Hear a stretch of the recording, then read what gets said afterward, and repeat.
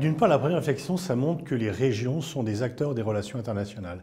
Ce n'est pas uniquement les États qui agissent, mais les collectivités locales, et notamment les régions, sont des acteurs particulièrement actifs sur la scène internationale et ont leur propre activité qui vient compléter ou se superposer sur l'action diplomatique du Quai d'Orsay ou d'autres instruments régaliens. C'est la première fois que je participe à ce forum et donc je suis très intéressé, je le connais depuis longtemps, sa réputation, le nombre de débats, le nombre de personnes qui vont y assister, qui font de ce forum certainement l'événement géopolitique qui attire le plus de monde par rapport à tous ceux qui sont organisés en France.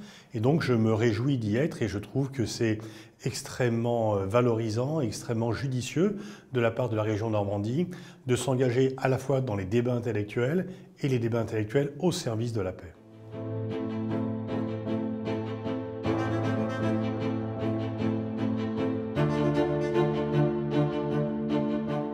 C'est un peu les deux dans la mesure où on prend des sanctions quand on ne veut pas faire la guerre.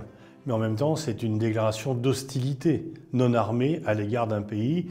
Et on voit que le jeu des sanctions, qui s'est de plus en plus développé, sont les décisions que prennent des pays, généralement occidentaux d'ailleurs. C'est assez peu souvent les pays du Sud qui prennent des sanctions. Décisions que prennent les pays occidentaux lorsqu'ils ne sont pas contents d'une situation, qu'ils veulent émettre un signal, très souvent d'ailleurs à destination aussi bien du pays qui est visé que de leur propre opinion publique intérieure, mais sans recourir à la guerre. Typiquement, on ne va pas faire la guerre à la Russie parce qu'elle a l'arme nucléaire, mais on est tout à fait outragé et furieux de ce qu'elle fait en Ukraine, et donc on prend des sanctions contre la Russie.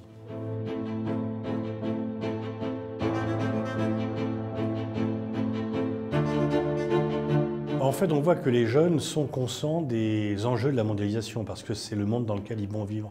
Ma génération était nettement moins consciente de cela. On avait un horizon qui était beaucoup plus national quand j'étais au lycée. Et aujourd'hui, les lycéens, aussi bien en classe de première que de terminale, font de la géopolitique dans le cadre de la spécialité histoire, géographie, géopolitique, sciences politiques. Et les professeurs d'histoire géo, mes collègues, me disent que le fait qu'il y ait maintenant de la géopolitique au lycée a vraiment complètement renouvelé l'enseignement de l'histoire-géographie. On voit que ces jeunes sont très enthousiastes pour cette matière-là, ça les intéresse. Donc en fait, on a une jeunesse, cette génération Z, qui est complètement ancrée dans les problématiques de globalisation.